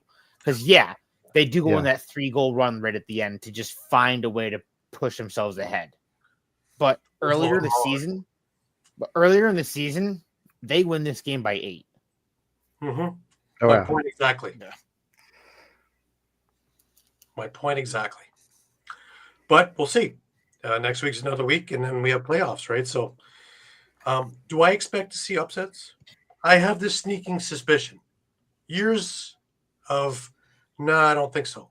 This time around, for some reason, there's going to be one game, if not two, that we were going to go, what? And it's definitely gonna be, there's definitely gonna be more than one. It's just one of those years that anyone can beat anyone, really. So we've been saying that since the beginning. The parity is so close that a team, like I say, a team like Toronto that's out of the playoffs, a couple of bounces in the first couple of weeks, and they're in the playoffs. Yeah. So it is what it is.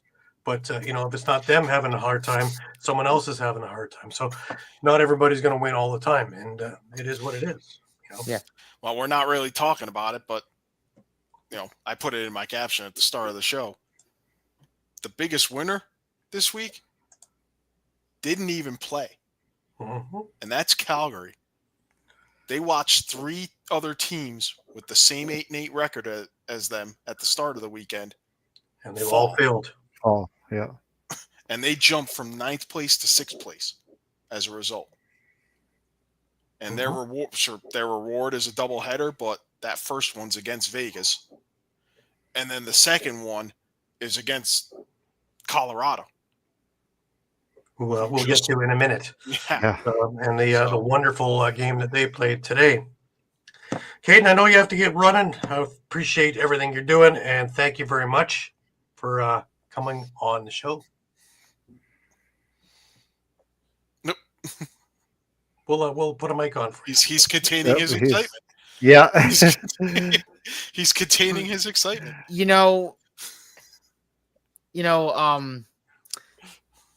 I just want to see Albany make it.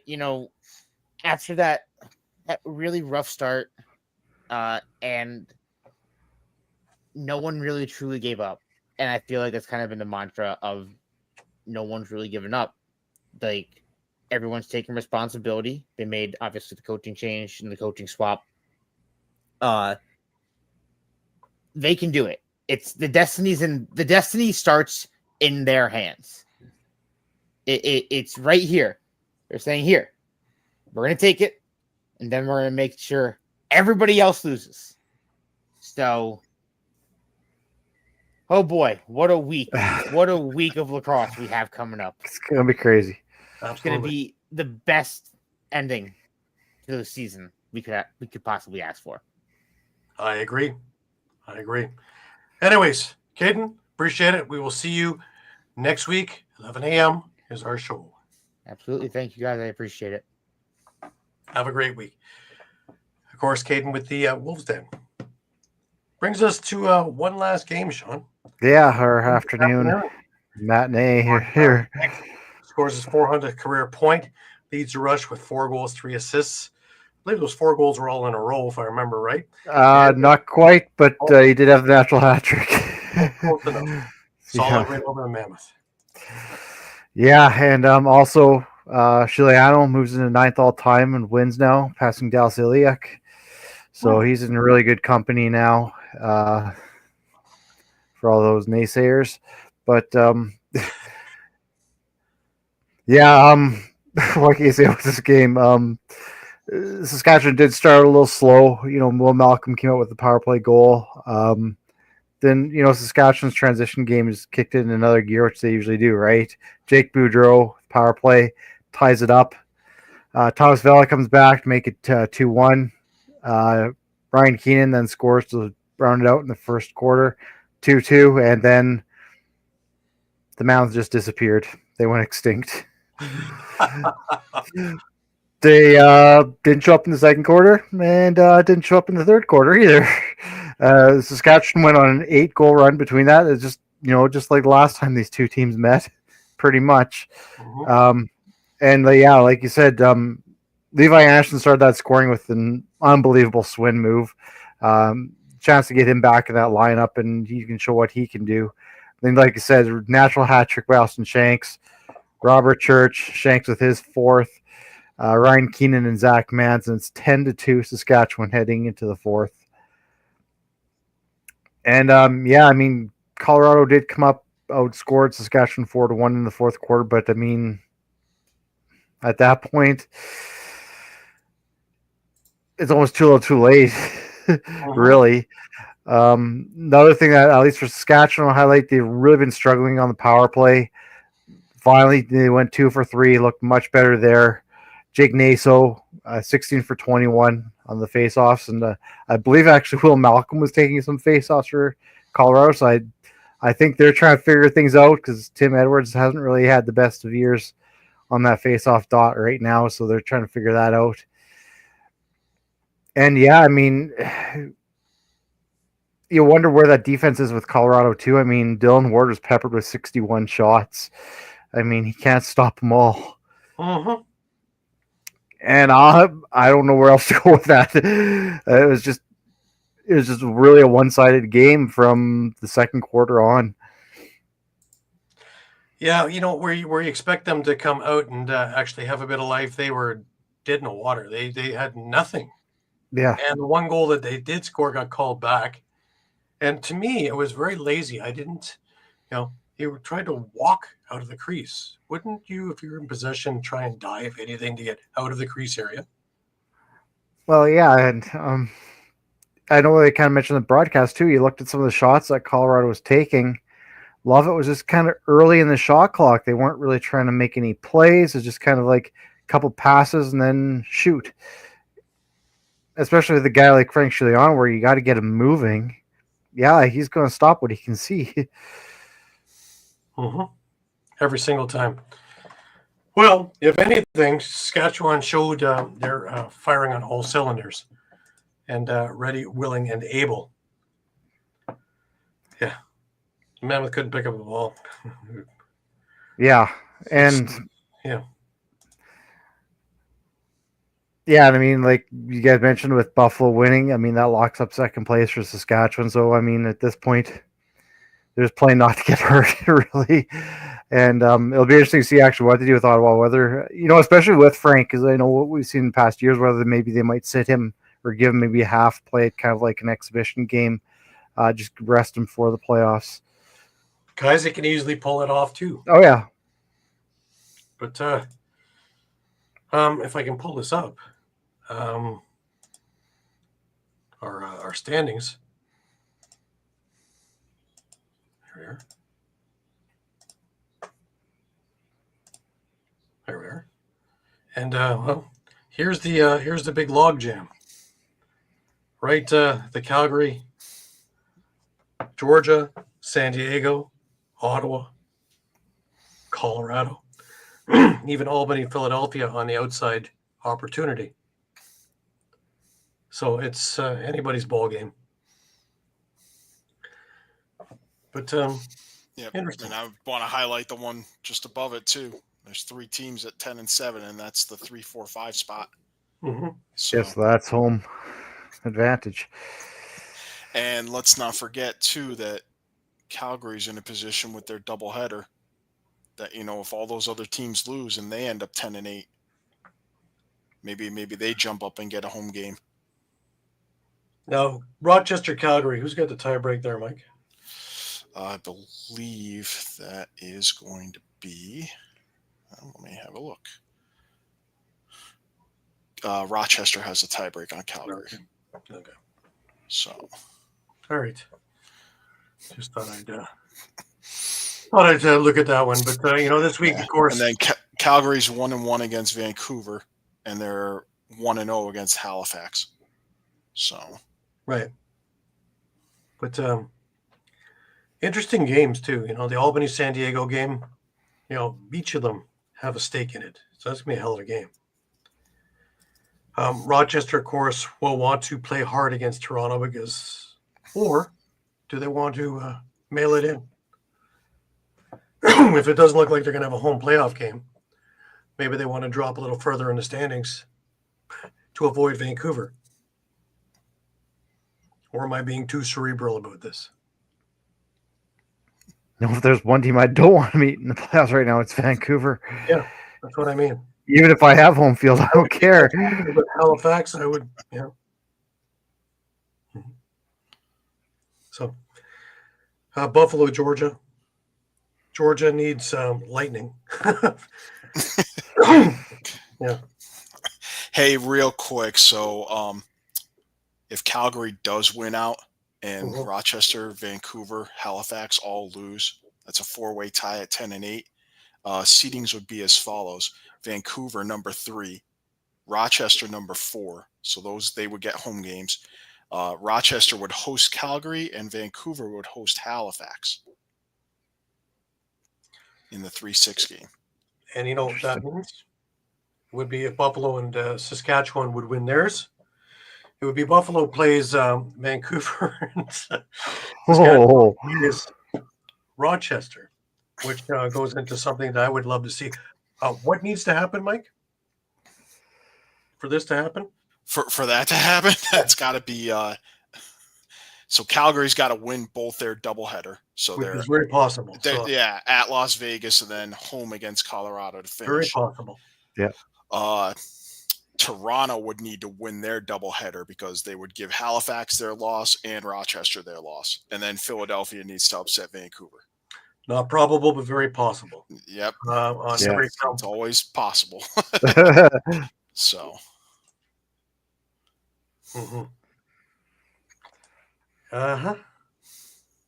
150,000.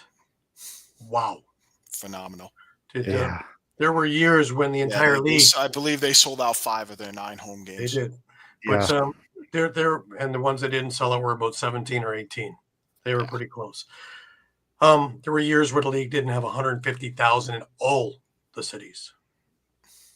So that's pretty astounding. That's excellent. Yeah. So, all right. So let's leave it there. Going to be a busy week. And we almost ramp right into, playoffs and then summer ball, guys.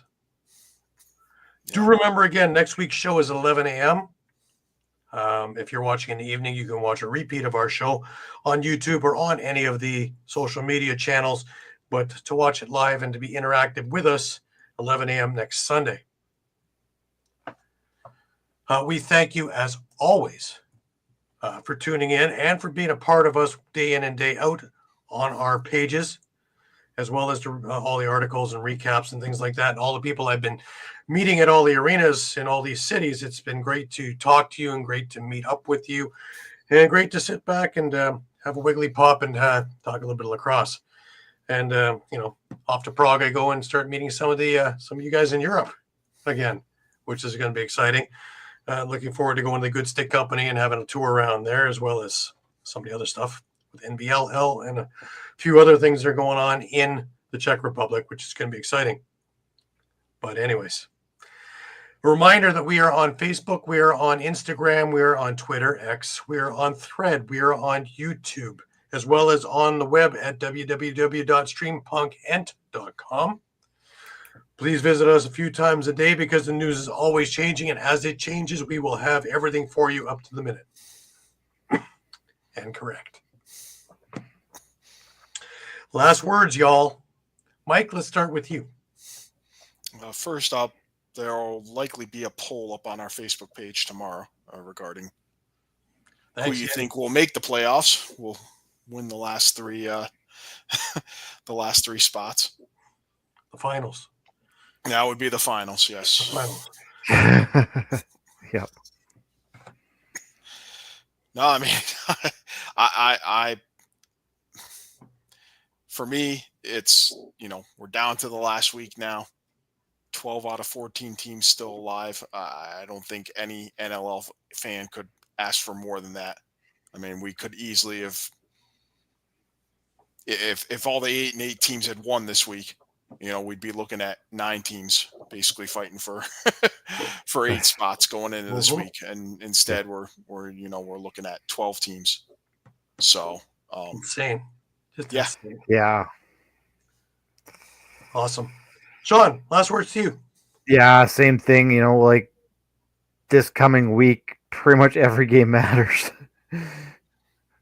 Yeah, even one way or another, which even is the 2 teams incredible. aren't in, they have a big say on what's going to happen for the teams that are in there. So Yeah. very, very interesting the way this is all set up and the way it's played out. Yeah. No, it's just absolutely incredible. Like, it's hard to say, other than, like I said, a Buffalo or Saskatchewan, you know where they're going to be. Everyone else pretty much has something to play for. Yeah, including a home date. Yeah. All that's still on the table for 2 of them, which is really, really interesting. Me, of course, it's always great to see everybody. Next week it'll be Mississauga Friday. It'll be Rochester on Saturday for the Rock and Nighthawks game, and then of course it's off to Prague. So lots of lacrosse in my near and distant future. So should be exciting times. Anyways, for Muffler Mike over in Connecticut and for Shawn Slaght over in Moose Jaw, I'm Gary Groob in Toronto. I want to thank you again, as always, for being with us. And remember, our start time next week is 11 a.m. Eastern. Until then, have a great week. Take care. Remember, keep your sticks high and your spirits higher. And until we meet again, have a great week, everybody.